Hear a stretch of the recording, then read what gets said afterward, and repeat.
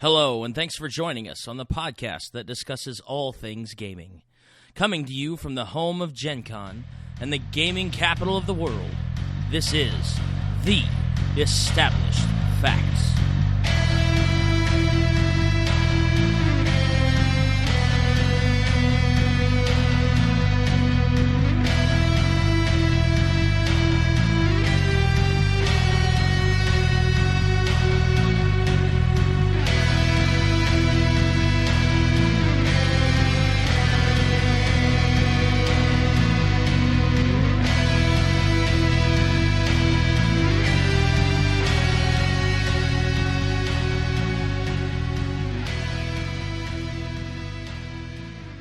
Hello, everybody, and welcome to episode 110. This is the Artisan / Experiencer MBTI episode, if you're keeping track.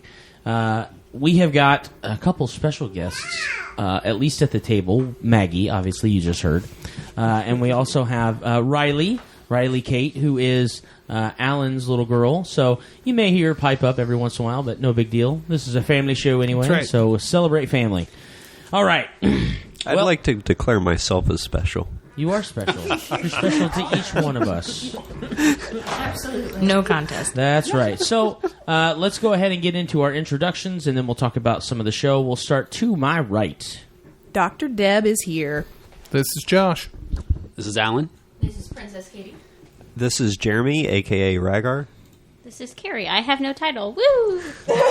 Kari Woo. Kari Woo. Kari Woo. And I'm Bonnie, Big Don's sexy wife. That's right. And this is your host, Big Don. And we thank you again for joining us on this episode 110. If you have not been with us over the last couple of episodes. Shame. Right? Shame. You need to catch up. The series started around 107. Yes. Yes. That's absolutely At 107. So if you missed the previous episodes, I recommend you go back and start there. Hop back to 107. Check it out.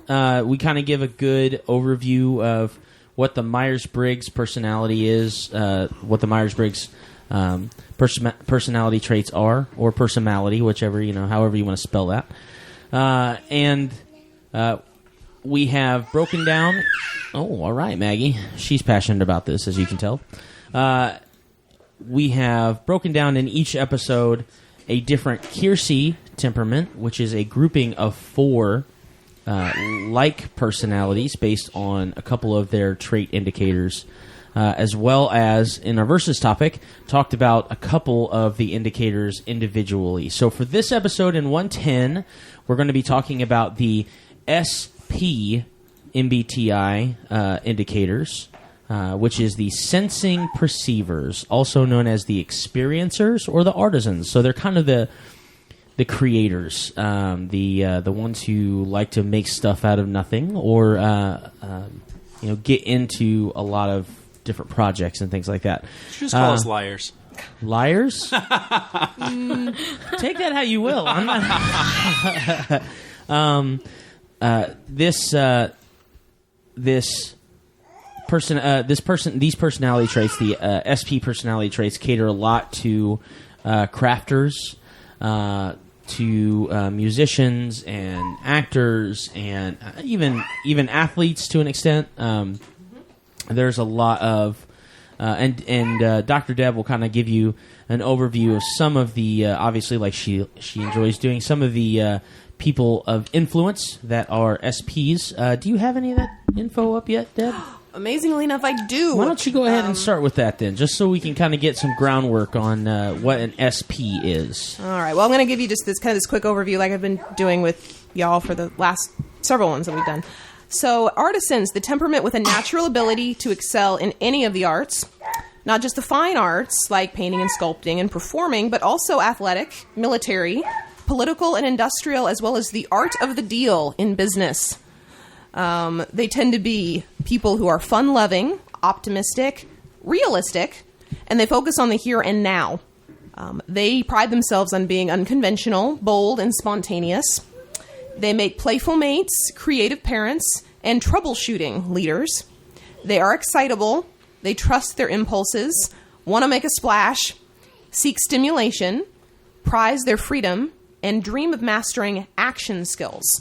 So the ability to do something is really important to them, and it takes many, many forms.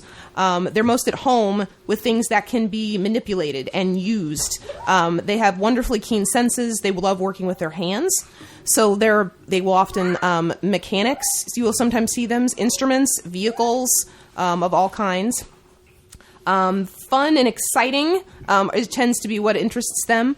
They are impulsive, adaptable, competitive. And believe the next throw of the dice will be the lucky one. They can also be generous to a fault. They're always ready to share with their friends, but above all, they need to be free to do what they wish and when they wish. They don't like to be tied, bound, confined, or obligated. And they believe that today must be enjoyed because tomorrow is a word that never comes. So that's one way to think about them. And what was this again? These are the artisans. The artistic, those that have the sensing and perceiving components. Also known, I believe, as the experiencers. Correct. Which I think is a very appropriate title for that temperament. So a list of well-known artisans. The list in the entertainment, art, and sports is ridiculous. That is where you find so many. Yes, I agree, sweetheart. So little bits. Elvis Presley, Elizabeth Taylor, Pablo Picasso, Magic Johnson, Marilyn Monroe, Judy Garland, Hugh Hefner, Neil Simon, Steven Spielberg, Mozart, Johnny Carson, Mel Brooks, Madonna, Barbara Streisand, Cher, Bob Dylan, Clint Eastwood, Michael Jordan, Tiger Woods, Woody Allen, Katharine Hepburn, and you see some of them in politics because of their ability to perform and to be in front of people. You will sometimes see them in these roles. For example, Franklin Delano Roosevelt. Hang on. Was a promoter. Do you remember the question you asked me earlier, whether I was calling you liars or not? Yes, okay. Exactly. Continue, Deb. There we go.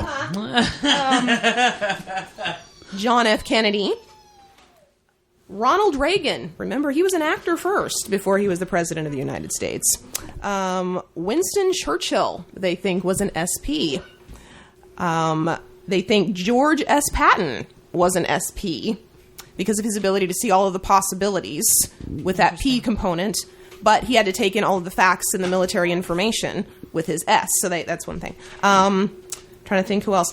Donald Trump, they're pretty confident, is an SP. So, is there enough information out there on that one? That's a good question. I don't know. That was pretty obvious. May give his own testimony at a future event. I don't know. Right. Probably hiding under his hair. Probably, yeah, exactly. So, So obviously, SPs are in the performing, being out in front of people, or at least that creative, artistic aspect of what they do. So, kind of like I laid out in our last episode, some of what these personalities, the SP personalities, are best known for. You got the ISTP, which is the most pragmatic. They are observant, often seen as cool and aloof, practical, unpretentious. Wow, that was that's a big word. Unpretentious, right? Words are hard. If it's not Latin, I don't know it. And ready for anything. You've got the ISFP, which is more artistic. They're warm, sensitive, unassuming, team players, in touch with self and nature. And then you've got the ESTP, which is considered the most fun, which I don't know if I'd have to agree with that because I'm an ENFP. And I consider myself to be very fun. No, they are unconventional, fun, gregarious, lives for the here and now, and problem solvers. That is the All right. That is the ESTP. And then the ESFP is the most generous. They are sociable, spontaneous, loves surprises, cuts the red tape, juggles many different projects, and shares readily. So those are the 4 SP personalities that we're going to kind of be discussing in this episode. But before we get into those, let's go ahead and get into our versus topic like we like to do. We are going to be talking about I versus E, which means introvert versus extrovert. And just to kind of give you an overview of what those two words mean, or what those indicators layout. An introvert or someone who is more apt at introversion is going to prefer privacy. That doesn't necessarily mean alone, but oftentimes it can. It can also mean they're a lot more comfortable with having a Maggie. All right, Maggie's trying to figure out which one of those she is. Yes. She's. But the introvert is also very comfortable with the select group of people, a select group of people that they can recharge their batteries with, and that's really what we're trying to outline in the I versus E. Is how does one recharge their battery? Something else is with those two is introverts tend to think before they talk, and extroverts talk to think. Mm-hmm. That could be, yeah, definitely with some of the way that the functions of an I versus an E work, and I think kind you'd of also their have thinking. to mix in then if you're an S or an N. Yeah. You know what I mean? I think it depends, but I think, yeah. But you're not going to talk out something with a stranger, though. Right. So then, Don might. oh, I will. Yeah, definitely will. And then the extroversion is whether you prefer groups or companionship. So again, I seek companionship, but I think that they are slower to adhere to it, whereas extroverts, E's, are quick to find companions, but I think where that downfall might be is a lot of times you get stuck in a situation where you have a lot of acquaintances, but very few very close friends. And though you might, being an extrovert myself, though you might have, 20, 30, 40 people that you enjoy talking to, there are a select few people that really know kind of who you are as a real life person, and not just the 20, 30 minutes that someone might get to spend with you. So we're gonna go ahead and go around the table to my left, and we're gonna do as we have the last few episodes, whether you're an I or an E. So Bonnie, I'm introverted. I'm introverted. Introverted as well. I'm very, very, very, very mildly extroverted. Like 10%. okay, so almost on the line. Yeah. It must be that chair, and that's the same chair that Lance sits in. What's in the middle? And It that's is, gotta right be in the it. middle. That's gotta I'm be a it. fence sitter. I didn't think we were going to have many fence sitters in this, but it seems like we've had a lot, actually. That's kind of fallen into that. Sorry, I guess that I should point out as well. I'm technically an ambivert. An ambivert? Okay, so you kind of fall right in the middle. Okay. I'm extremely extroverted. I'm extremely extroverted. As long as my child survives this, I'm going to say I'm extremely introverted, but not as introverted as Kari. Okay. And way less introverted than Maggie is. Much, apparently. She wants us to Apparently, know. She wants everybody to know. And I am probably the most extroverted at the table. I'm pretty sure I've taken the test 5 or 6 times, and 4 out of the 5 times I've gotten 100% on extroversion. So other people are a big deal. But let's start with the ambiverts at the end. So Katie's over there pounding pineapple juice. Yeah, that's true. So as an ambivert, if you will, what are some of the challenges that you kind of see from both sides? Because obviously socially, there's a big difference between an I and an E and how they deal with not only just groups of people, but specifically their friend groups. So in a sense of with your friend groups, what do you kind of see being the struggles of both an E and an I? Ladies first. Princess Kaytie. Okay, well, one of my things, which was actually exemplified last night when I came over to hang out, was I like to be around people, but I don't necessarily like to have to interact with people. Okay. Whereas like introverts want to recharge by themselves, like reading a book. I like to be around people and like occasionally be in the conversation, but I don't like to be forced to like participate in something. Interact. Yeah. So like, being in the presence, but not necessarily interacting. exactly. That's why my vacation that I took, I recently took 2 days to New York City. I went by myself. Yeah. But I was around tons of people constantly, and I kind of chatted up some strangers when I wanted to, when I didn't want to. So I love being around tons of people, but I don't like being forced to interact with anybody. Like, Okay. You really have to mentally prepare yourself. Yeah. I lean more towards introversion in terms of I like to be the last person picked. I don't like to show myself off as being the center of attention. I like to have isolated environments or more intimate settings, I guess, where you have like a group of 3 people. Sure. Because those, you can get more connection. Right. In a setting like that. Whereas when you have 20 people and you're trying to jump around, that can be really exhausting. Mm-hmm. So in order to get into that mindset of I'm going to be doing this, I kind of have to mentally prepare myself beforehand. Okay. But it's a lot easier for me than a lot of the other introverts I know. Right. Because, like you'd mentioned in the last episode, I put on a little convention for us and just go out of my way to try to get some of that group connection going. Right, which I think is definitely a more extroverted, leaned quality.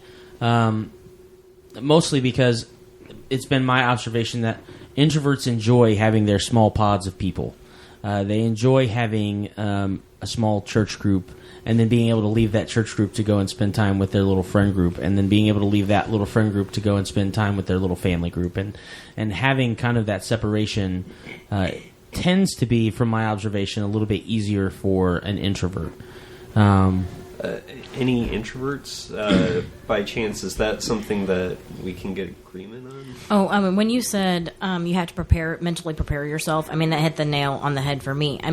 If I'm thrust into a social situation the things that I think of that would be completely outside of my comfort zone would be like large amounts of people that I absolutely don't know, doing something I don't know about, like that. Just the anxiety rising in my chest right now, just thinking about that. I'm not as introverted as my best friend. I think I'm like 30% the last time I took the test.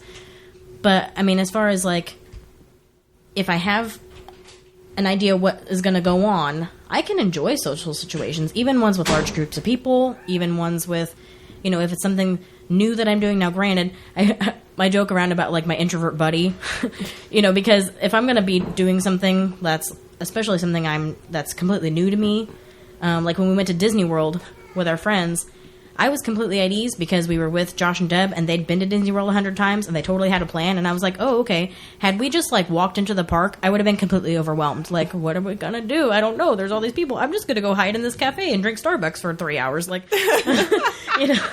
Dole Whip, babe. Dole Whip. You know what There's I mean? also that option, yes. But it still requires, for me, that time then to go and recharge afterwards. Gen Con, we look forward to. I know what I'm getting myself into. I don't necessarily make plans for myself because I don't want to be told what to do, what day, or what hour.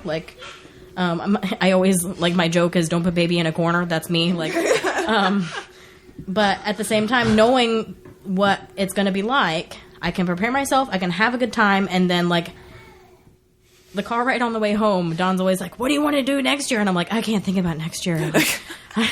I've got to I have to recover. I have to recover from this year. This requires I had so much fun, but so that's how I know. 30% or not, I'm introverted because of that absolute need to then go be by myself. Recently, I hurt myself. A chunk of my tooth came out, and I've been in a lot of pain. And I told Don, I need a book.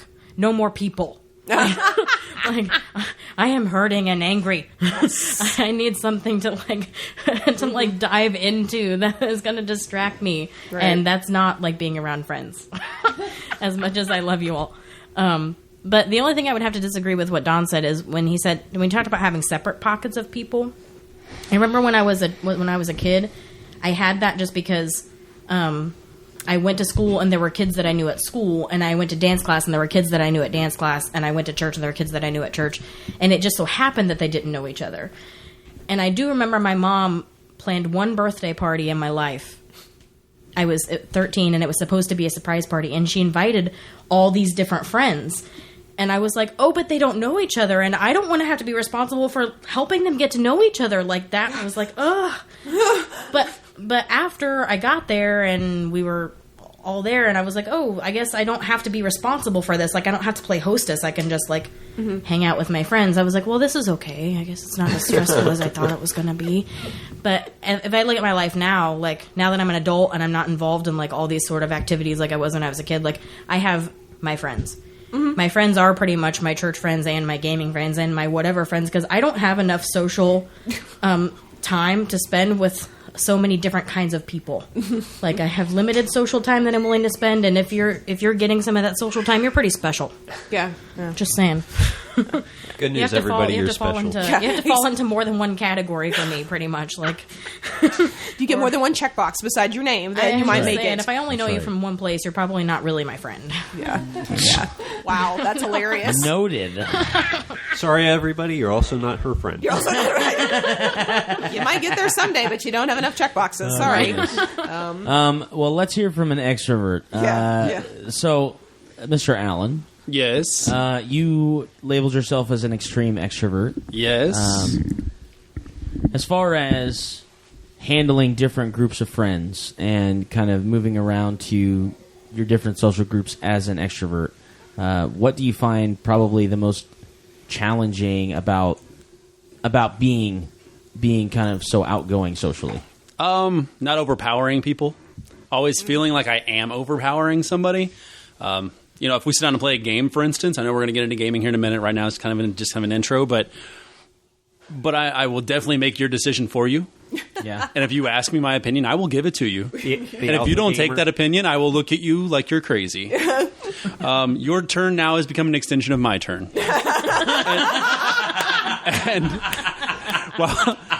Write that down. That might make the fact later. Yeah. While that was awesome. I do completely understand that is incredibly over the top and wrong. Go ahead. Sorry. Go ahead, I just wanted to add to that. I am an introvert, but being as the logical thing that I am, and as assertive as I am, I tend to do the same thing. And so every time I'm in a situation like this, I try not to be overly assertive. I understand. I can see that both ways. You being the mastermind as the INTJ, which is, well, we'll get there. But then being a really strong extrovert, I can imagine that could be a really interesting situation, watching a really strong INTJ and an extrovert have a discussion. Oh, boy. But as far as different groups and such, I am at my best mentally and just psychologically, period, whenever I'm with a group of people. Yeah. Whenever I'm by myself, I am not where I want to be.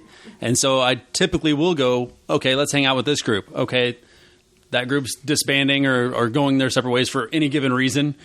I find myself driving home thinking, I wonder if such and such is up. Right. I wonder if they would want to do this. Yeah.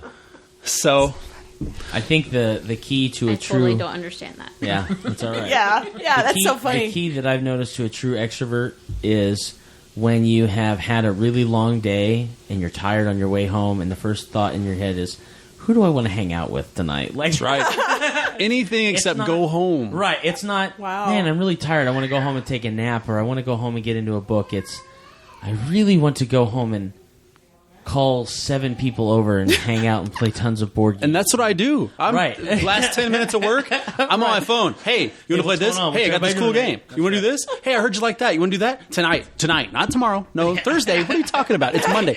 Do it tonight. The game's on. Yeah. I have a TV by where we're going to play. Come over. That is how it goes for me. Exactly. Wow. Anyway, I'm sorry. I'm kind of... No, it's okay. over the top here. It's so true. It's all right.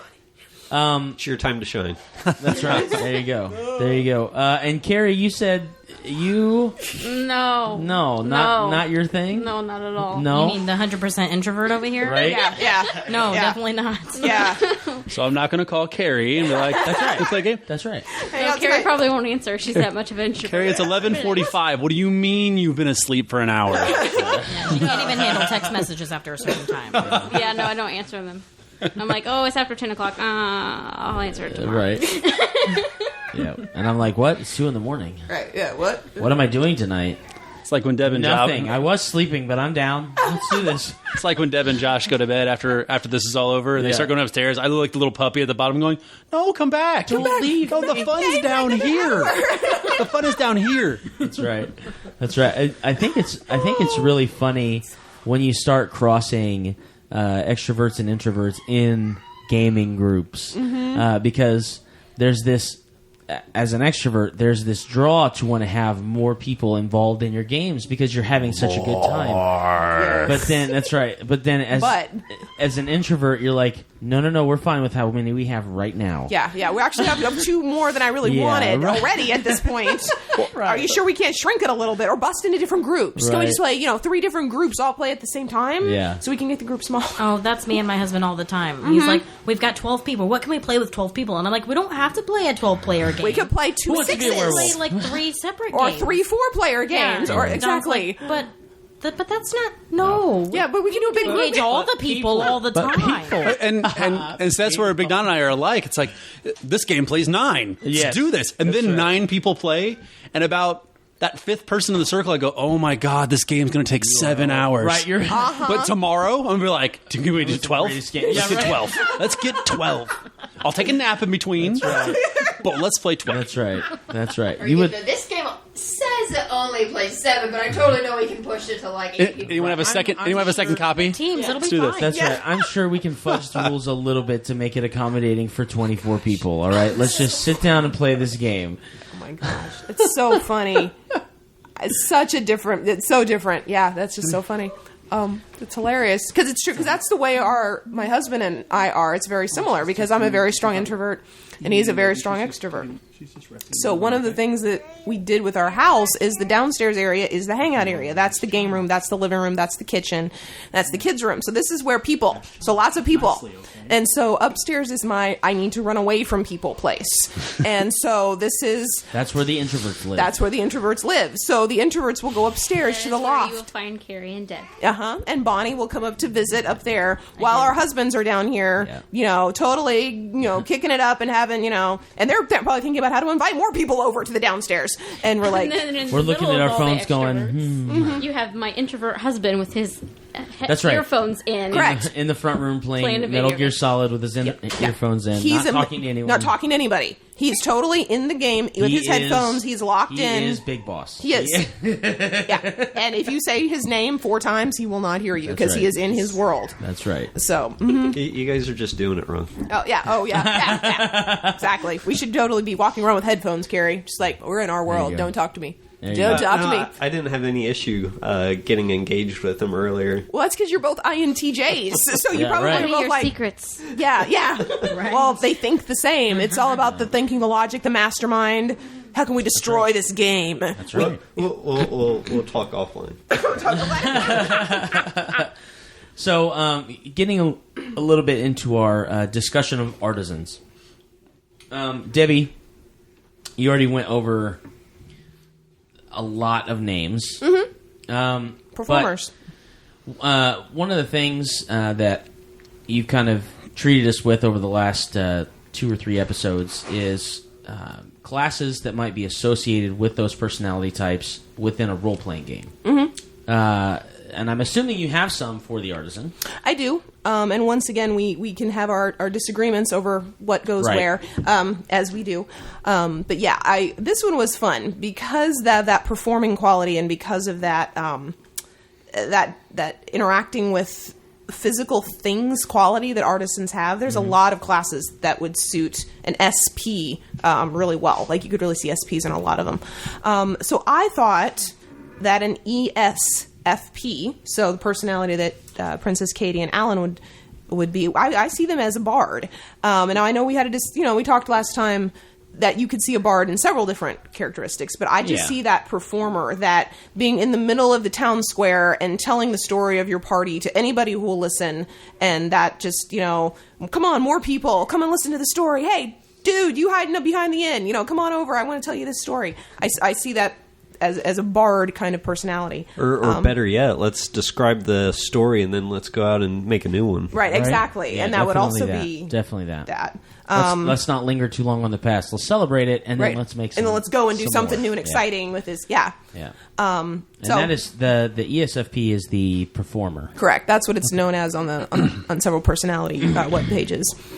I think the ISFP, Bonnie, would be the rogue. Or the thief. I remember when we talked about this because you had initially said, you were like, well, I was kind of leaning towards druid because I just don't know if I really see you as a rogue. And I said, oh, Deb, you don't understand. Right. I don't understand the drive of the P part of it. I get the S, but that P. I know that rogues tend to have sometimes a bad name because they tend to be like... There's typically the skullduggery, stabby, stabby, sneaky. But I think...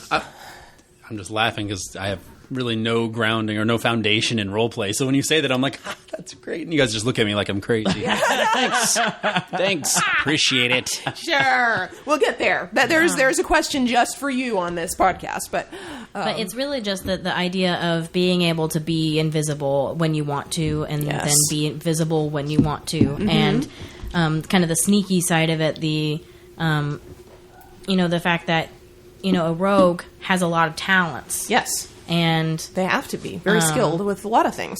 Yeah, exactly. And so they may not be out in front like the bard would be, but they definitely have... There's an art to sleight of hand. There's an art to what you use the thieves' tools for and picking locks and that sort of thing. So that's kind of my mentality behind the rogue. I feel the most comfortable playing rogues. Okay, really? When we play, if I don't know anything about what we're going to do. I mean, because we've talked about this before as far as I have a hard time connecting with characters that I just roll up out of the blue. Right. And so if I am rolling something up just randomly, I'm like, rogue. Just because I'm like, I'll just play myself. Yeah, I'm just going to do this. I totally understand the mindset. Yeah. Because rogues have this nature of chaos around them as well. Yes. So you can kind of... That P really kind of... The F, actually. Mm-hmm. Well... And true, yeah. That combination. Mm-hmm. Yeah. I think, in general... A rogue in Pathfinder, Dungeons and Dragons, they're the skill-heavy class. They have a lot of different areas that they can kind of dabble in, and I think that plays to the strength of an artist. Oh, yes. Being able to kind of, because they're they fall into the experiencer temperament. Being able to look back and say, I have this skill to be able to open locks, or I have this skill to be able to negotiate with people. I have this skill to be able to intimidate people at sometimes if I need to. Mm-hmm. I think that definitely plays into the favor of the artist being a rogue, because you are a jack of all trades and a master of none. Mm-hmm. Yeah. Well, and also, the idea of not just being a jack of all trades, but like. Just not being tied down to what is expected of me or what you think I'm going to do. I'm probably going to do what you don't think I'm going to do. Mm-hmm. And even like in alignment, rogues, like you said, tend to be more chaotic, which lends to that. And also, I tend to play more chaotic neutral than I do chaotic good. I mean, I know we talked about with the NFs that they tend to be really good alignments. I'm not... I don't consider myself, like, in real life to be, like, a chaotic, neutral kind of person. But I don't want to be tied down to having to do good things when I'm role-playing. I just want to be able to go with whatever my character feels like doing. And while chaotic neutral tends to have the reputation of being selfish, I mean, I guess that's what it is. It's really fun, too. It's the most fun because you have every possibility possible. You're like, well, I can do this, I can do that. I'm not good, I'm not evil, I'm whatever. Like, sure, we'll save that burning bus full of orphans, or maybe we Who knows? Right. I mean, I might have something better to do. I don't know. Exactly. So, and the SJs cringe at that one, like, what? Right. Did she just say that? Yeah, the NFs are going, no, you saved them. And the SJs are like, because it's your duty to save them. Right? And the SPs are over here, maybe not. And the NTs are like, I don't know. Is it the rational decision to make at the moment? I don't know. It depends on what feels better. That's right. Does the story feel better this direction? well, we haven't gotten into the gaming aspect fully yet, but I mean, I think what drives the SP the most is the story itself. Yeah. Not even so much what happens to my character or what happens to your character or what. I mean, I'm looking at it from the artful aspect of, is this story interesting? Is it evolving in a way that I'm, I always look at a role-playing game like you should be able to turn this into a novel. Like, it's that exciting and dynamic and whatever my character's got to do or not do or whatever, I'm not bound by the moral implications of what my role-playing character is doing for the most part. At least I don't feel that way. No, I know what you mean. What else you got, Deb? Yeah, there's a couple of other ones, and we don't have them at the table, so it's a little more of a interesting. So I think, so for the ESTP, so that's an extroverted sensing thinking perceiver, I think swashbuckler. Still tends to lend a little bit to that roguey kind of, I'm going to do my thing, but I don't know. I sort of see like the Captain Hook, kind of standing up there of, I'm plotting, I know that guy might have it in for me, but I'm going to have this up my sleeve. That they have to be a thinking person to be able to fight and be able to plan, fighting and tactics and that sort of thing. But they still have to be very creative and very on their feet with how they handle it. Yeah. I don't know. Have a plan and then figure out how we can navigate the story to that. Did you say a swashbuckler? Swashbuckler. I think I can agree with that. I know that the ESTP is the promoter. Yes. You got the performer with the ESFP. The ISFP is the artist. Yep. And then the ISTP is the crafter. Correct. I think a swashbuckler, and definitely kind of the way that you put it into character and being like that piratey, being, if you are the promoter aspect, you're constantly talking about people, to people, very charismatic. Yep. You can work the room. You're not so concerned. You're not a feeler, so you're not as concerned with the emotional state or the emotional charge of what you're saying, so you can say anything you'd like, right? And sometimes that draws more people in because you can be brutally honest, and brutal honesty is an attractive quality at times. I could definitely see an ESTP being a swashbuckler or general, a leader of some sort. General, yeah, maybe. Charisma. Yep. For example, this is the personality that Donald Trump is. Yeah, I know that's really weird, but imagine that personality that I'm going to work the room. I can totally talk my way in or out of anything. I was thinking, including the presidency. Apparently, even like I don't know how accurate this is, but maybe even like Muhammad Ali. Like being that promoter, he was a self-promoter. If there was anybody in sports in his time that was a bigger self-promoter, I don't know who it might be, because whether he won or lost. He was there. It was all about to him. Be the guy. Yeah, he's he was the champ. And okay, so with this, I could see it being something along the lines of, "Hey, I've got an opinion.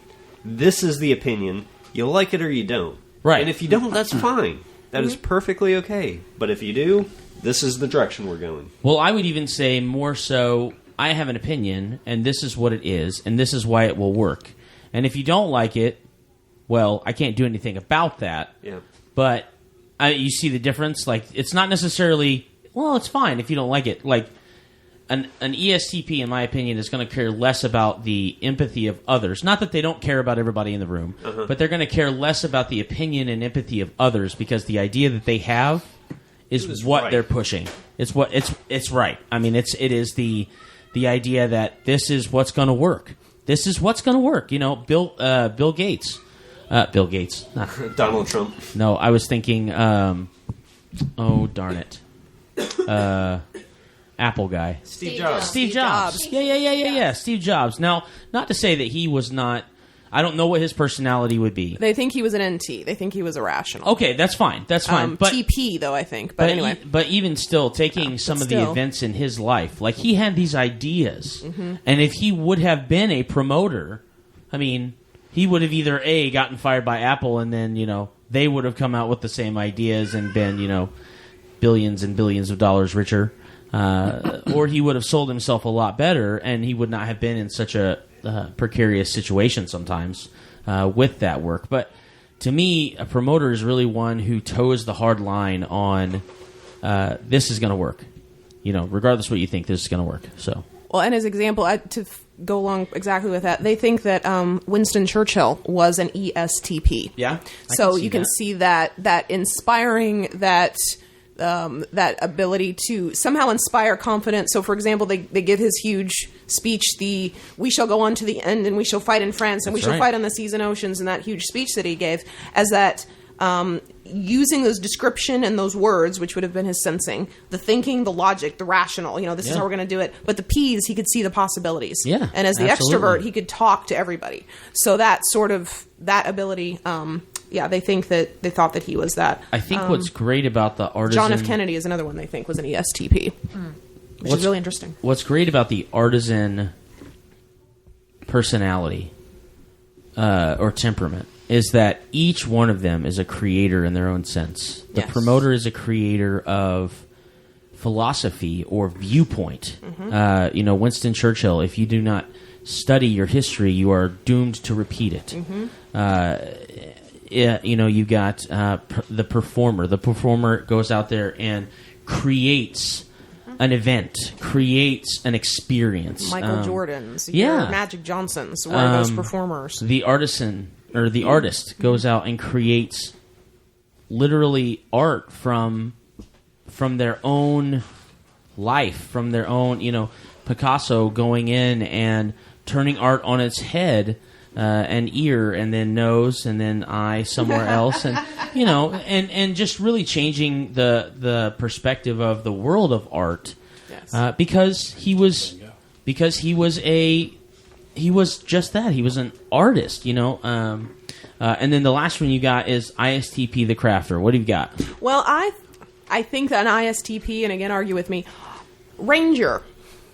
Okay. Because of the ability to, so for the introversion, so kind of within themselves. Sure. The sensor needing that bow component, you tend to think of them as ranged fighters. They're kind of doing it from a distance, but they have a lot of skill and they're very focused with what they're doing. So a skill-based thing. Right. Well, thinking, the logic, but then the perceiving to be able to be open to, I don't know if there's a bear getting ready to come around the corner out there. Right. I don't know what's getting ready to come on the horizon.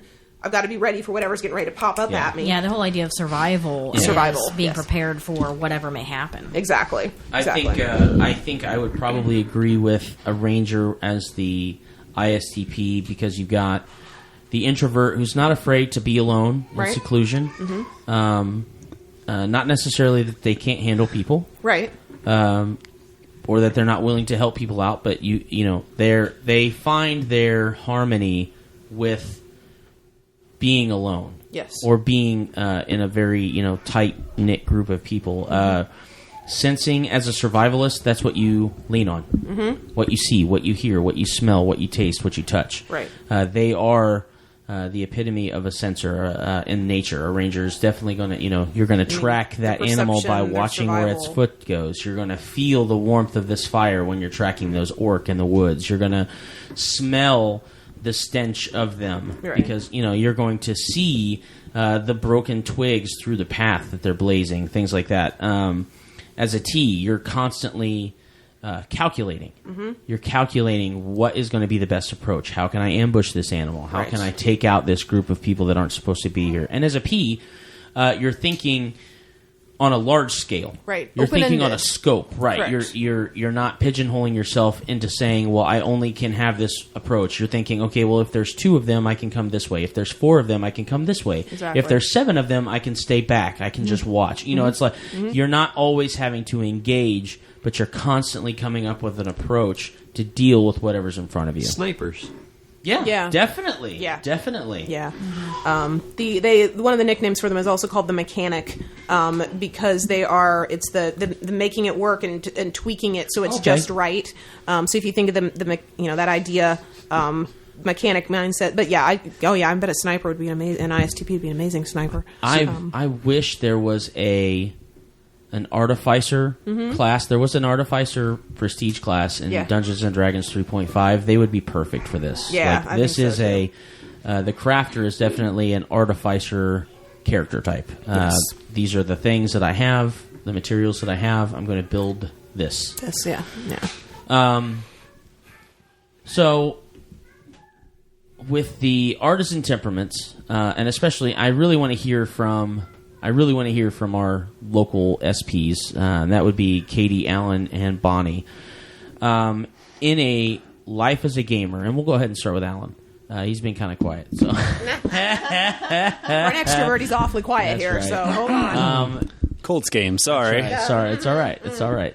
So as the performer, what are the difficulties that you have in playing games with other people? You're an extrovert. You're the guy who wants to see results based on the performance of not only you but also your group. And how can that be difficult? I mean, in life in general, I have high expectations of everyone around me. I typically set my expectations for myself very high, and then want everyone else to match that. Now, I will understand if something is out of our control. That's fine. If you ever played a game of Pandemic, not everything's going to go, hey, we can do this, and this is the perfect plan. The game's like, yeah, that's adorable. Right. I'm so glad you think that. Yeah, right? Or Apocalypse Chaos, right, guys? 3 turns. We got 3 turns out of that game. Yeah. Until the game just said, why'd you even pull me out of the box? You lose. Yeah. So, and I touched on this earlier. I try not to overpower. I try not to play somebody else's turn for them. I'm the last person to probably ask what you should do on your turn, not because I don't know. Like I said earlier, I will gladly tell you exactly what to do, and then you'll do it, and then you'll be like, oh, okay, next person. You want to give them an opportunity to play their turn and learn what they did and did not do right. Right. I'd like everyone to experience it, because how much fun are you having if I'm just if I'm playing your game for you? Yeah, and that is a constant struggle. And that's consistent among all kinds of things, competitive, not competitive. Competitive things are probably a little better suited for my personality type. Right. Cooperative, I enjoy more. So it's kind of difficult because in competition, I don't really have to care. Right. Your mistakes, your misjudgments benefit me beautifully. Yep. It's a matter of results. But at the end of the day, I have learned and transitioned to enjoy cooperative games, because I can understand that if we lose, hey, it is what it is. Right. The game got the best of us. I'm not going to break it down to any one given misplay. Right. One thing that I was discussing with Bonnie a few days ago about you and your personality was when you did competitive Magic for a while near the end, it really started to bother you, with whatever anxiety and things like that. And obviously that can be a combination of that high competitive nature for an extended amount of time and stresses from regular life as well. And travel. It all compounds into one, big weight on your shoulders, and then obviously, eventually, something's got to give. Well, right. But I think that what I've noticed about you, and tell me if you agree or disagree, but I've noticed Correct that him. It is you, after all. That's right. When you are playing in a competitive natured game, you want to see the highest level of performance out of yourself. You don't really care about the level of performance, unless it's a team game. You don't really care about the level of performance with anybody else at the table.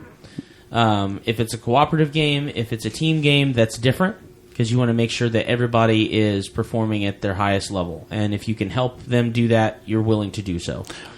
But I noticed that when you have put let me see if I can remember how I had discussed this.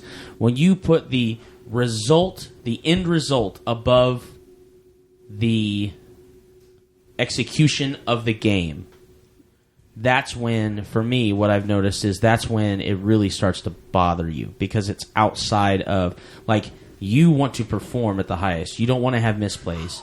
But if you get mana screwed, you get mana screwed. Right. You can't do anything about that. But then when all of a sudden it becomes, well, I went 1-4, or when I went 0-5, or when I paid $50 to get into this pro tournament and I lost every match, and it just made me feel like poo, because eventually something's got to give, like I said. At that point, it was about winning Right. And not playing. And not playing your... Not performing. Not playing. Playing was essentially just allowing me admission. Right. To something that inevitably just drew me down. And that's why I don't play competitively with my friends. Right. On a lot of things. Because at the end of the day, if I am playing against you, head-to-head in something, if it's head-to-head. Now, if it's a 3-player, 4-player, we're all in it for ourselves, that's fine, right? But if it's head-to-head, I am going to do everything I can to be as efficient as possible. I have a type A personality, and I will do everything I possibly can to not care who you are, but to care about the win. And that, to me, with my friends, sitting across from someone I don't know, from some other state, whatever, who probably has headphones on, not listening, I don't care, all right? You are a deck. You're not a human being at that point. Exactly. But my friends mean so much to me that... That's a face. Yes. Yeah. That is someone I really care about, and therefore I just shove that stuff on the side, pull out something else. I noticed, too, when we were kind of growing in our competitiveness and just our affinity for collectible card games and stuff like that together, if you and I were playing each other in a heads-up game, just, if I won, we had a great time. If you won... you would always say, "Oh, sorry, man." You'd apologize for that win because it's like you want to have fun, but you also don't want to take the fun away from me just because I lost. And I was like, no big deal. It's cool, dude. Like, a game's a game. Like, we're just having fun doing it. You know what I mean? But to me, that is where that is different when you're apologizing for a win because your deck performed better, but you're not worried about the win. You're worried about playing to the best of your ability with what you have in front of you and responding to them appropriately, whether you win or lose. And if it's somebody I don't know, I say, have a great day. Right, exactly. You're still a sportsman about it. You're still... But I'm not apologetic to them. Exactly. Have a great day. Right. Hopefully have a good drive home. Right. But that's one thing that's one thing I've observed about that performer mentality is when, for too long, when you allow the result of your performance to outweigh the performance itself, it really starts to weigh down on that personality. It's very true this is something that I've learned about my wife, and I think that the artisan personality lends itself to some amazing works, but is very, very quick to take the criticism of other people extremely harshly. Women. Yes, I do. And where me as an intuitive, I take everything in and I'm like, okay, what can I do better? How can I fix what I did wrong? What can I not do next time? No, the performer, if you offer the artisan, it just lingers there. Whatever you said, right, and it just compounds. It compounds. I plummet. Because I pour over everything I can possibly do if I make a piece of artwork, or if I've built a deck, or if I've made a decision on how to play something. If I am told that I'm wrong, it offends me. Right. But then I take it personally, not from the person, but the fact that I made a mistake, and I dwell on it, and I just plummet. That is the absolute reason why I cannot play the game Mage Wars. Yeah. I've only ever played it with Michael, so I cannot play it. Well, just saying. Ended with me in tears. Yeah. Yep. Straight up, because I'm like, I made this stupid bleeping deck. I'm just so dumb. Ugly cry. Yeah. Oh, yeah. No, absolutely. Yeah. Go ahead, Deb. What's up, Deb? Go ahead, Deb. I'm trying to figure out if that's... Listen to the way that Alan is describing it. Is that the P portion? Because I'm an S, so I'm a sensor, so I understand bringing in that information. But then that aspect of the personal criticism, maybe it's also... You're all Fs. We're all Fs. You're all Fs. Okay, I'm going to be quiet now. That's our feelings. That's got to be a big There's thing. only two thinkers at this table, Ragaar, you and me. Everybody else is a feeler. Long distance high five to the thinkers. Okay, because I'm sitting here going, well, if I would get the criticism, then okay. But if I really am convinced that I've done the best that I can and there's nothing more than I can do, then meh. And I'm just kind of... right, you can objectify it. You can say, okay, well, I screwed up on this part, and that's part of the game, and I'm going to learn from it and move on. I'll try not to do that again, and next. But I don't know if that's my thinking or judging aspect of it. Don't do that. They internalize we it. don't. I will look at a loss and fix it myself, as long as no one else tells me what my failure was. Right. Okay. I will go home and look at everything that I did, think about everything I messed up on, and even when we had these game nights, we come over here for Sunday.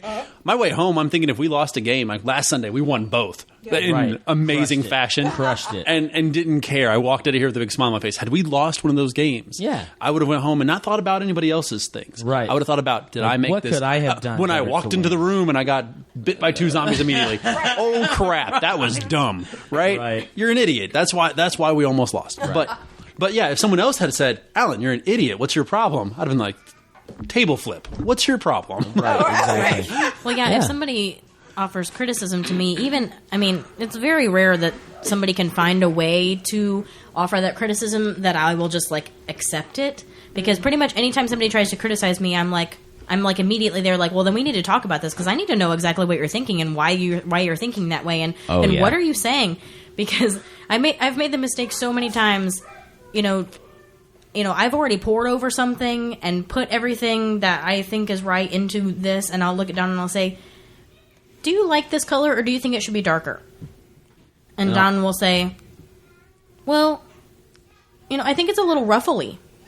Like something, he'll like make some other kind of comment that's completely different than what I specifically asked him. Not linked at all to the question that she asked. And then I'm intuitive. And then I'm like, what the F do you mean? It's too ruffly. I didn't ask you about the ruffles. There's nothing wrong with the ruffles. What is wrong with the ruffles? No, that's exactly it. It'll be. No, I asked you whether I think this blue should be a darker blue, and I'll be like, well, no, I like the light blue, and then you'd be like, okay, well, what about the ruffles? Like, what's going on with the ruffles? Why do you hate the ruffles? And I'm like, I didn't. Sorry. Yeah, I'll be like, I asked you this specific question. I love you. I have to walk out of the room now. Outside of that specific question, because if I wanted your commentary on anything else to do with this project, I would have asked you. Oh yeah. Because now you've just totally screwed with my whole thought process, and the whole thing's going in the trash. Right. I mean, let's be honest, because I'm going to rip it all apart now. Oh yeah, because you just ruined it. Because we can't accept that stuff. It has to just go away. It's awful now. And this is why my wife can't drink wine. Well, and as far as competitively, I wanted to make a comment about that, like, because I've said before on one of the previous shows that I don't like cooperative games as much as competitive games because I feel like that's kind of the point in playing is that I want to best everyone at the table, and my friends are not. I mean, I guess maybe I don't. I am conscious though to make sure that I don't take it too far. You're ISFP? ISFP. Okay, sorry. So, like, for example, there's a lot of jokes that go around about me and Monopoly. I know, apparently, like, I'm this big shark, okay, with Monopoly, and nobody wants to play with me. It's like this big joke. I still do. And I will totally play with you, right? An ISFP versus an INTJ Monopoly. We've got to do an actual play. I was going to volunteer my services to play as a third player, but I don't think I want to. I don't think I want to either. I'm like, whoa. I make a really conscious effort, though, when I play, to play fairly and to play evenly. Like, I don't talk crap. Mm-hmm. You know what I mean? I don't want to make anybody feel bad. Right. So I think if you talk crap in Monopoly, you have to have a monocle on. Yeah. Just flat out like, man, you landed on my park place. Landed on board. Hey up. My hotels. I would like 2 hotels on Boardwalk, please. I can only have one. But I can't. I don't know if this is an introvert or extrovert difference, but I'm all about talking crap. I'm like, oh yeah, like when it comes to competitive games, It might be because and I love you, I feel like but you can't take it. Yeah. I can't take it. That makes sense. Yeah. I was gonna say, like, I'm the opposite of Bonnie. Like, I'll play cooperative games like the day as long as that was good. Like, but with competitive games, it's like everything or nothing. It's like this was awesome. It's like trashed everyone. Oh my god, this is the worst thing ever. It's the NFL Fantasy Football League. Oh, I've heard about this. It's the trash talking at the beginning during the draft and stuff, and then it's just not. And then after Le'Veon Bell is all I'm gonna say. And then it's Kaytie saying, "I'm not playing anymore. I'm not playing at all." I'm like, you know what? If you don't want to play, don't play. If you're not having fun, don't play. Right. So I guess, nothing against cooperative games, but it takes a little bit out of it for me because I don't know. And maybe that is the difference between, like, the ISFP versus the ESFP because I am conscious to make sure that I'm not doing anything to, like, make other people feel bad because I'm winning. But at the same time, like, if you won, I'd be happy not happy for you. I mean, let's be honest. I'm going to be happy if I win because I want to win. But I would, I'm not going to make you feel bad for winning. Right. And I would expect, you guys to not make me feel bad for winning. That's what we're here to do. We're playing a game and somebody's going to win. And by God, I'm going to do the very best I can to make sure it's me. But that's why Kari doesn't play Monopoly with Bonnie. Yes, that's exactly right. Because this is I'm a wise not competitive decision at all. Right. It is what it is, and just play the game. And if whoever wins, and meh. Yeah. But yeah.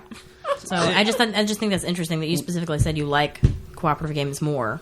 Mm-hmm. We do not have ESTP or ISTP, correct? At correct. the table, no. So we're also taking applications for those, right? On the website. So yeah. Actually, that's kind of what I was curious about. If anybody out in the audience wants to chime up, one of the questions I have for you guys is: do you internalize all of your criticism as thinkers? As a thinker perceiver, yeah. Do you? It's a good thought. It's a good question.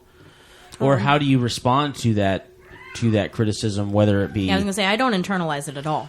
Right. I do not.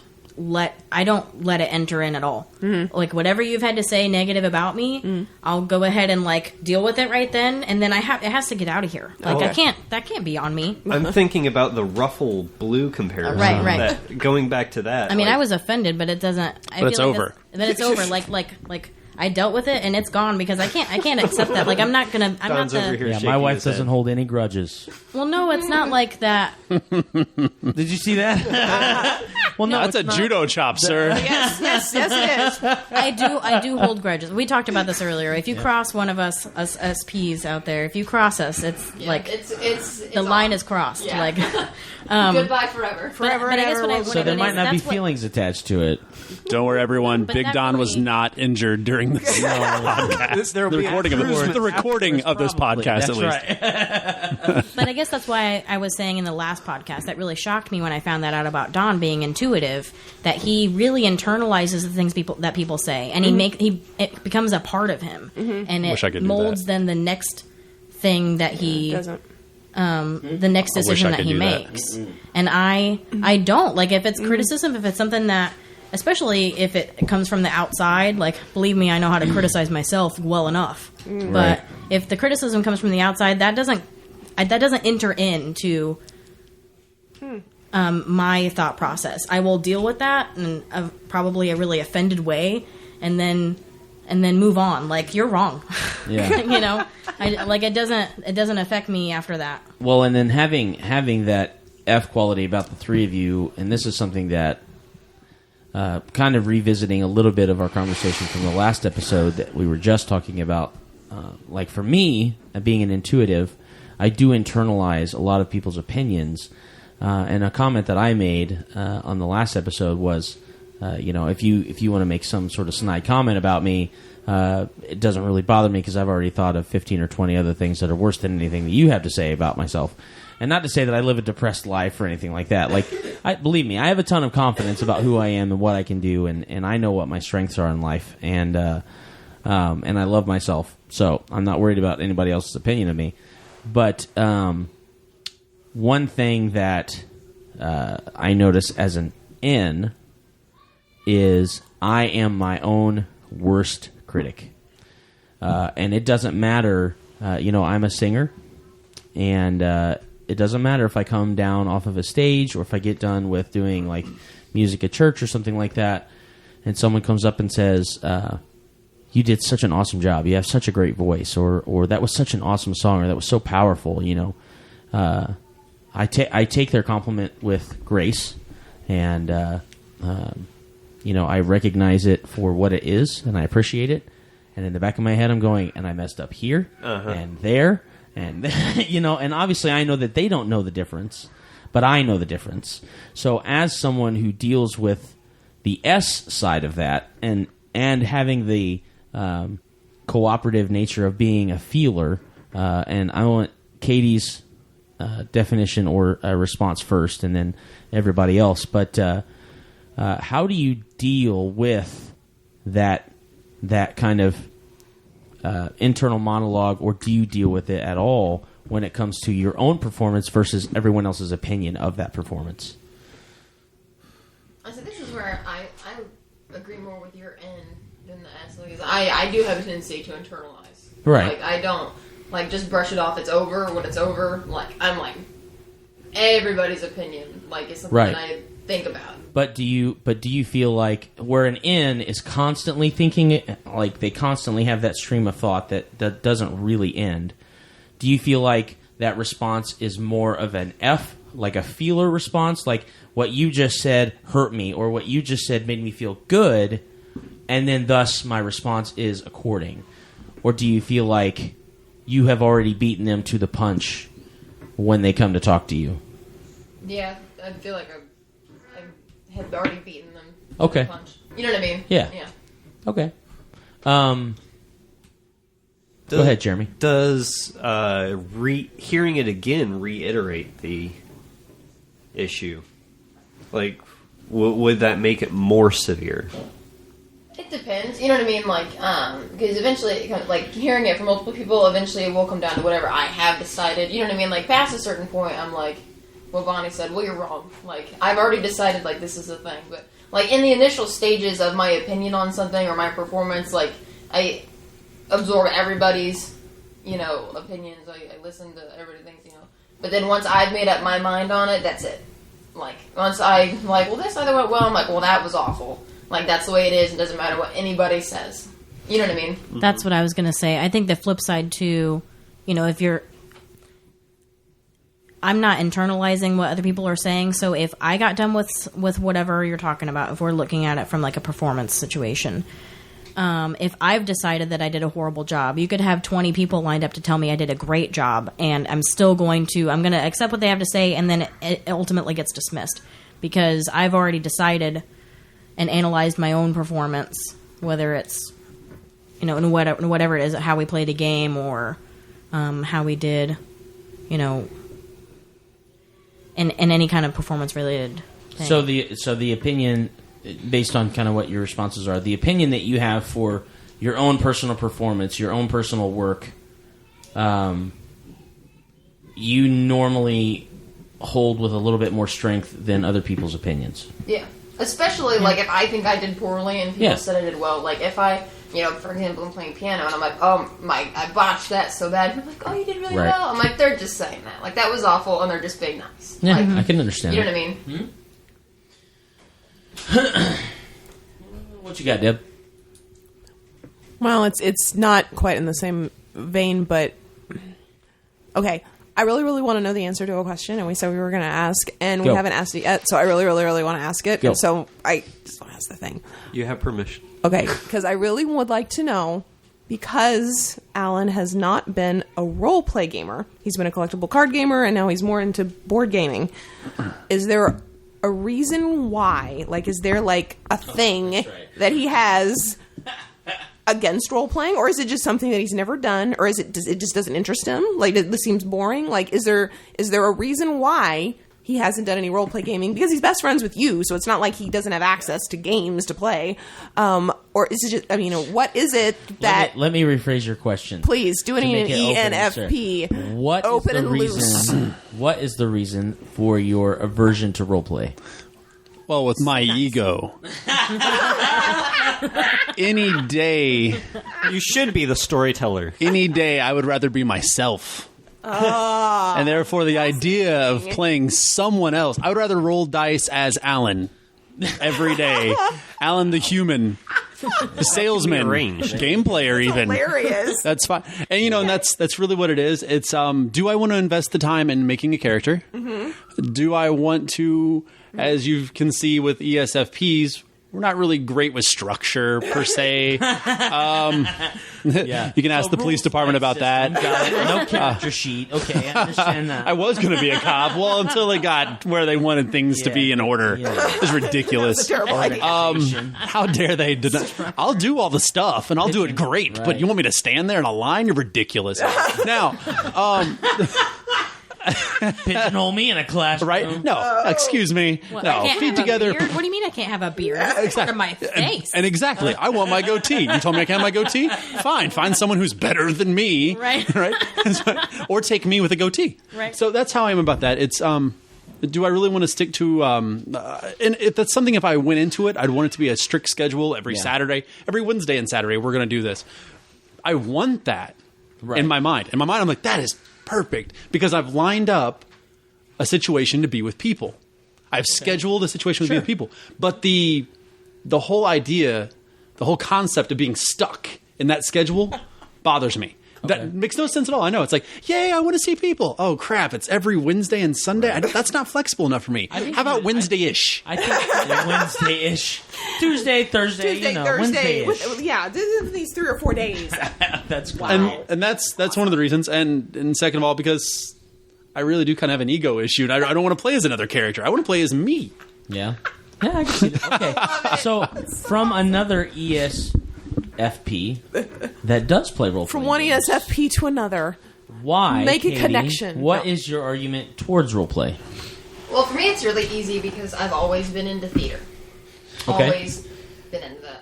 Ever since I was little, I actually went with my mom. This is going to be awful and morbid, but we saw the Lizzie Borden musical. Nice. The House on the Hill. Wow. It features a younger girl. I was probably like 8 at the time, and it features a younger girl in the lead, and I was like, this girl is amazing. Like, she can sing, and she does stuff on stage, and this is the coolest thing ever. And so then I got involved in little community theater things when I was younger. I did drama club in high school.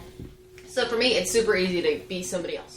Even just to get into that. Like, if I've got a story, which I always, Don and I both are very good at, like, coming up with these awesome, crazy, intricate, really unneeded backstories for our characters. That no one ever sees. No one ever knows. But we know that they exist. We know. And Avital would be proud of us. Yeah, there you go. So as long as I have, like, an intricate story and I've got a background, like, I can jump right into it. Go ahead. Well, see, and then I think the difference between the two of us, because I love to perform. I grew up performing actually with Don every now and then, right? I think the difference between myself and you is that it's more like said character played by Kaytie versus Alan played by Alan. No, Alan. Whatever movie starring Alan as this character. You see what I'm saying? Yeah, no. I am first, character is second. I was actually going to Kaytie ask is that question. Characters first, played by her. I was actually going to ask that question of the fact that because your responses were very similar but completely flipped. Right? It was, I want to play Alan possibly in this setting versus I want to play a character that Kaytie is playing in this setting. And yeah, so I want my, if I'm playing Claude, okay, I am Alan. I am making Claude look good, right? Whereas Katie's like, this character is amazing, that's great. and I hope I live up to what's already set in place. And I want to make that character or I want to shine. have the best interpretation of this character that I can have. Exactly. Yeah, absolutely. Is Ragaar, that an extroversion? The strength of Alan's extroversion? Because Kaytie is a little extroverted, but not nearly to the extent that Alan is. I wonder if that's what we're seeing. If the power of the extroversion in being Alan and being that confident in himself and that personality is so important to him that it would overwhelm maybe a character that he tried to play because he would be so much Alan. I don't know. I'm thinking it might be another dimension, like communication style or the assertiveness versus turbulence. Because I don't think it's necessarily extroversion because Don is ridiculously extroverted and has no problem doing and entering the character. You know what I mean? Okay, yeah. No, I know what you mean. So I'm not exactly sure if it would be introverted versus extroverted. However, with that, when I play a character, it is always a minor aspect of myself in that character, and I can see myself as I'm playing Robin, the elven rogue, or I'm playing Belgos, the drow sorcerer. There are aspects. What was so attractive about playing Belgos, the drow sorcerer? He was the older brother. I'm the oldest brother. What was so attractive about playing Robin, the rogue? He was the antithesis of who I was. He was very much a jerk. He didn't care about people's feelings. He executed everything. He was a military guy, so everything had structure. Everything had a reason. He was very much the opposite of who I am as a person, outside of his relationship with his best friend. And so, for me, it's kind of a meld of the two. I love playing other characters to find out more about myself. That's cool. And so kind of taking the two perspectives separately, that's kind of where I fall when it comes to to role play and things like that. My question for you, Alan, oh no, is if you had the opportunity to play a version of yourself, would you try it? Depends how long the story arc is. Okay. Now, that's, again, it's because I don't like to be confined to those. Right. Yeah, yeah. I mean, I go to work every day. I hate going, not because I hate my job, it's because I have to be there every day. Yeah. Right? I want to wake up on a Wednesday and be like, today is the day that I'm going to change everything. Right. Right. But no, I mean, it depends how long the story arc is. I mean, we're not talking months, years, decades, like that. We're talking like, that's why I want to play like the legacy games, right? Right. And again, I'm going to take you out of your role playing and I'm going to shove you into board games just for a second. But like Legacy Pandemic, right? Pandemic Legacy. Sorry, I flipped that around. That's fine. We're going to play it 12 to 24 times. I have a finite number of times we're going to play this. If we play amazingly, which I plan on, right, guys? Anyone who's playing with me, I'm staring at you. It should be 12, maybe 13 times. One failure. That's what I'm allowed. Yeah. But at worst, 24 times, and we know it's going to be over. Now, if we played a role-playing game that's over 10 sessions, sure, I'd be down to do that. Yeah, I could see. Well, and typically the way that we, when we structure our gameplay, we have a limit of time, and we usually schedule it once a month. If you were, as one who doesn't like necessarily to be tied down by a super strict schedule, given an opportunity to play in... And I'm going to take it outside of the role play realm. Games that you have never experienced, even if it was like, hey, we're all going to sit down and play cooperative Halo once a month for 12 months, and we're going to see where we are as a team. Is that something that you feel like kind of caters to your desire for a little bit of structure, but your desire to not be completely tied down with everything? That's an interesting question. To make me have to backtrack on my words halfway through a sentence. Thank you, sir. Appreciate that. That's what I do. That's what he does. And I'm using an All right, so. you don't so is the word. There's no right or wrong answer in this. Oh, there is. I know there is. I'm going to find it. I will dig, sir. Because remember, this is an ESFP. So that's right. That's right.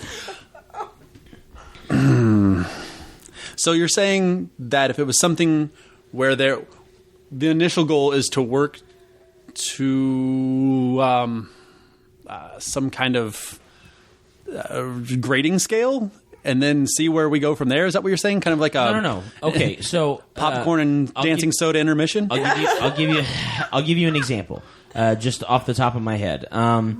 So if you are in a game, we'll take it back to role playing games, since this is how we're specifically implying it.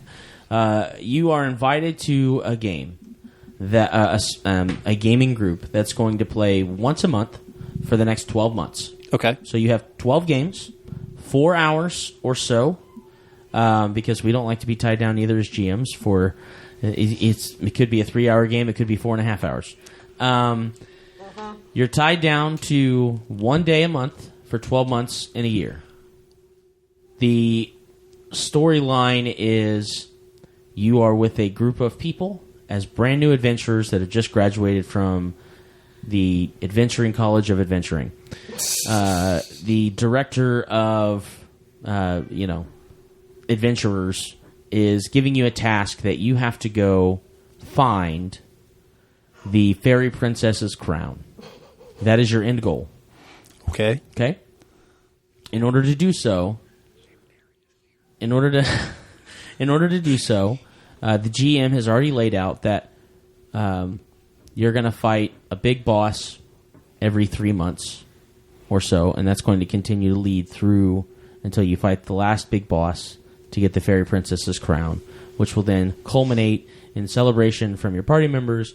You take back the crown, you have achieved the quest, and that's the end of that portion of the story. And now as a player, you have an option to, if that GM decides he wants to run again, use that same player, or not ever play another role-playing game again.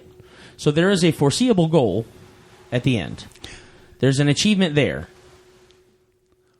But you are neither stuck just finishing it or stuck having to stick with it over a long period of time. Okay.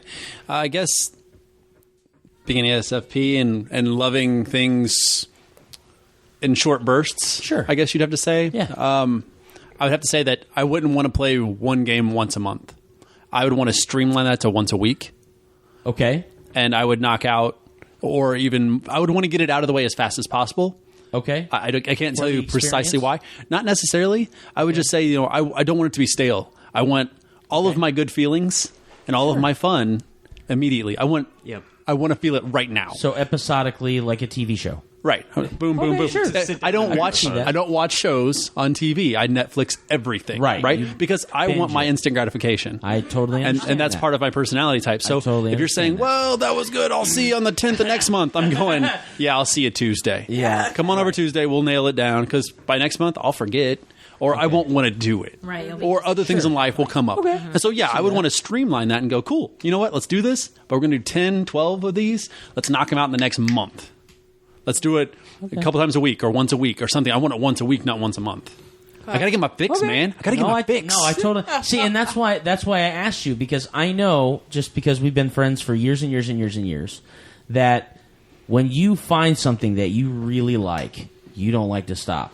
No. And you've never tried roleplay, which I think you will like to an extent, but I think it is the unknown that you're unsure about.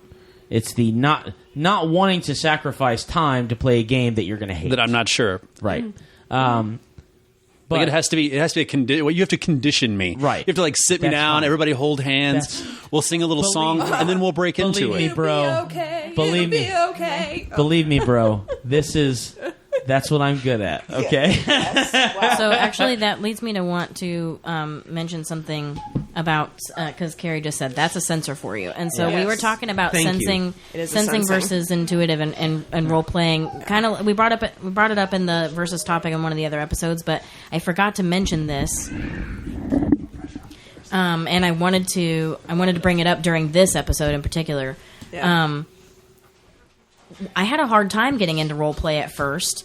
I was into theater in high school, similar to what Kaytie talked about, and like Don said, being an introvert doesn't mean I don't like to get up on stage and do the thing, because I love to get up on stage and do the thing. Mm-hmm. Right. It's another way to express myself. Being like the artist kind of mentality. Mm-hmm. And like I said, it's more so about how I feel about it anyways than how anybody else feels about it. So it doesn't really bother me if people are watching or not. I'm not doing it for them. Right. But mostly what bothered me about role-playing in the beginning is, frankly, many of the people that I was role-playing with that were introducing me to it and running games were all intuitive people. And so they would just have these really vague descriptions of places and people and things that were going on. And I didn't know enough about the role-playing world to be able to create any of that in my own mind, with my own imagination. And so I'd be like, they'd say, well, we're going into a town. What do you guys do? And then some people would be like, oh, I go to a shop and I buy this stuff or whatever. So I'm like, well, I go to a shop.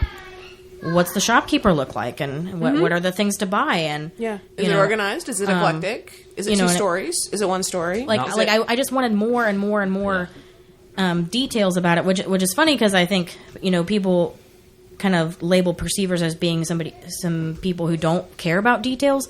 But as far as like for my imagination, I just wanted more information. Yes. And furthermore, if I leveled my character, say we went through a couple sessions and I have enough XP points to level my character to the next level, but I'm looking at the skills that I achieved and I'm looking at the things that I acquired, and I'm like, well, I don't really know how my character learned how to use her lockpicks any better when I didn't pick any locks over this last session. Like, how did I even gain those skills? How did my person learn how to use her bow? You know what I mean? Like, if I didn't shoot anybody, we were talking the whole time. Right. If I sat down, because the NFs were there, and I really wanted to shoot him right in the back. But we were going to shoot him. The NFs kept talking. I'll never forget when Don was a part of this long time campaign that they talk about a lot. This one that lasted years and years and years. There was an opportunity as they got to the close of the game. They were like, some of our other friends want to come and be a part of it now, but they're like 25th level. Yeah. And they were like, well, you're welcome to sit down and make one of these characters and be a part of this game. Yeah. And it totally overwhelmed me because I was like, I don't know. And I just want you to know that it was not necessarily of the fault of Josh and Mike and I. No.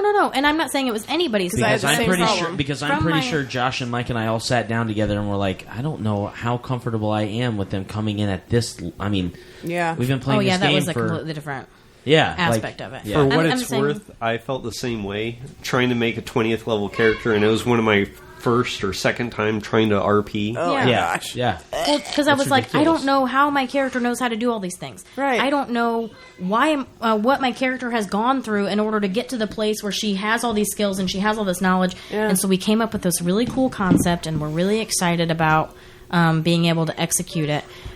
Because what my dream was, considering my husband is an awesome GM, and I have his ear most of the time,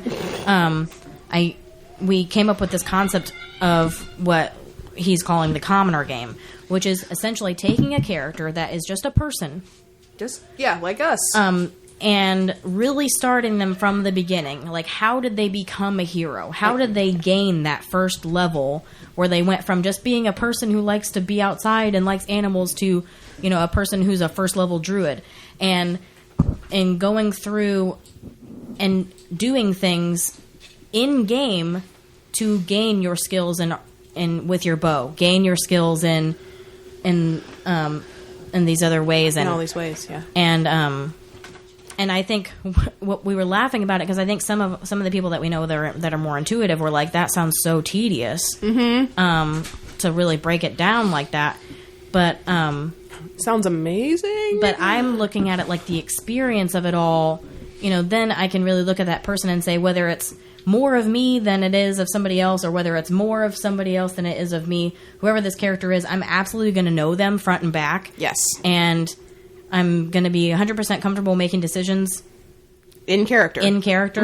And I'm going to be interested and looking forward to what develops in their life. How they grow as a hero and as a party, and because I don't know how many times we'd roll characters, make a 10th level character, okay, and then now we're in this party, and of course we have a group of people that we like to game with that can't just make like a halfling rogue. Oh Lord, you know no. what I mean? You have to make like a half tiefling, half drow, sorcerer with levels in.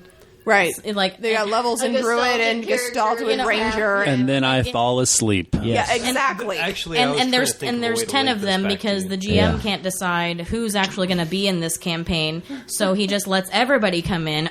Donald. Right. Wow. So now we got 12 of them.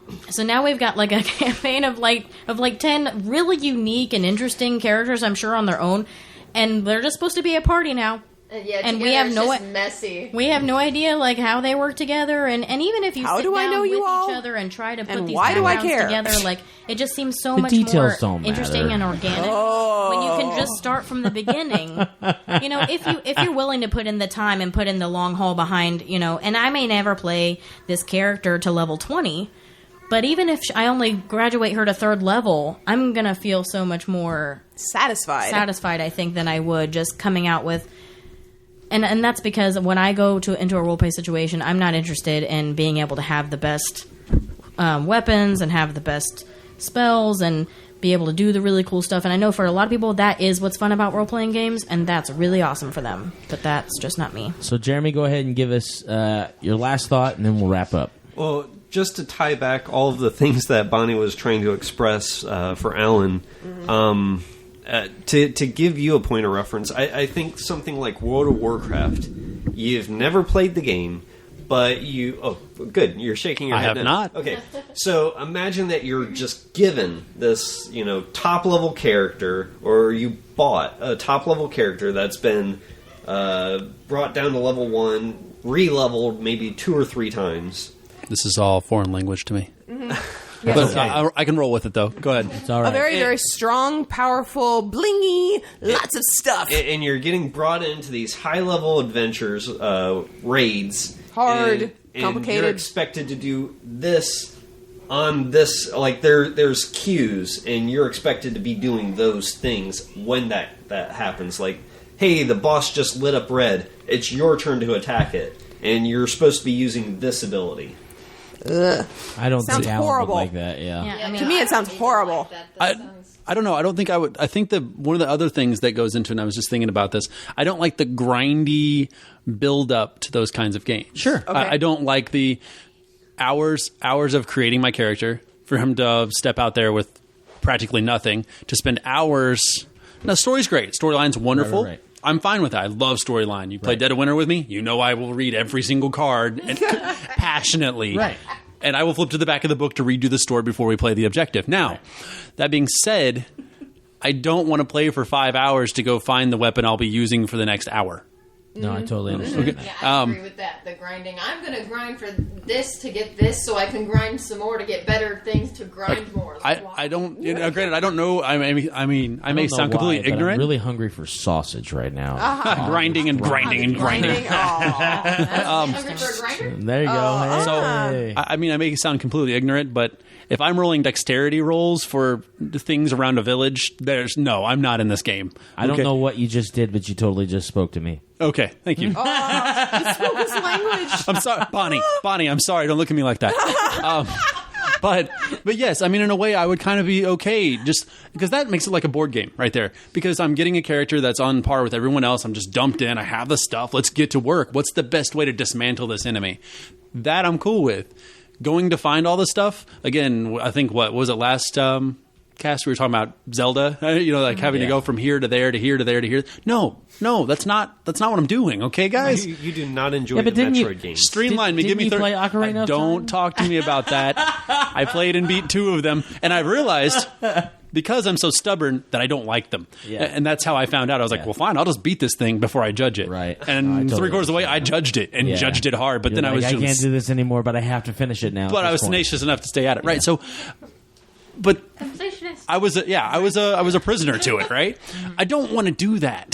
Okay, No, I understand locked that. in my house by myself. Sure, I can be a prison to a game, but with my friends, no. We can just go out and do something else. Right. Yeah. Not enjoying it, recognize that, get up, go find something. Yeah, it's not worth your time if you're not having fun with it. I mean, This is not everything there are certain things in life that you have to do, and then there are other things in life that you want to do. And if what you are doing is not a have to, and it's a want to, and you're not having fun with it, then don't do it anymore. Live every day like it's Gen Con. Absolutely. That's what All I do right. at work. All right, so episode 110. We went a little bit longer than others episodes, Don't- but don't that's forget my mostly crimes. that's right. It's Okay. ESFPs. So it is time for it is ESFPs. SPs, whatever. Lots of SFPs and no producer to yell at me about what time it is because he went to go take care of his baby. All right, so Bonnie is going to very quickly go over the crimes. It's time for crimes of the of the MBTI. MBTI. I feel like this is a series. It's an episode thing now. It's another episode. Okay, so the ESTP looks like they'd be punished for speeding and endangerment. Obviously. The ESFP, drunk and disorderly. Or we already figured out that since I can't drink, I'm just disorderly. Right? If you I'm go already drinking, disorderly to that's begin right, with. it's already. The ISTP, arson and domestic violence. Wow. Which I was like, maybe we don't need one of these in our group. I'm just saying, that's kind of scary. I could see it. I may try to marry them. Don't do that to me. There you go. Apparently, me, the ISFP, unpaid parking tickets. Right. Which I feel kind of sad about that. It's not a real crime. Oh, it is. Sure is. It They'll sure come take is. you away from Yeah, it. they I know, will. right? All right. I can so see myself doing that, though. Like, oh, crap, I forgot about those. Oh, what- this has been outstanding for 6 months now? And what- What do you mean I have 40 tickets? I don't even think I've been driving that much. Are we doing the Just potato one? parking a lot, yes. Oh, we're doing the potato?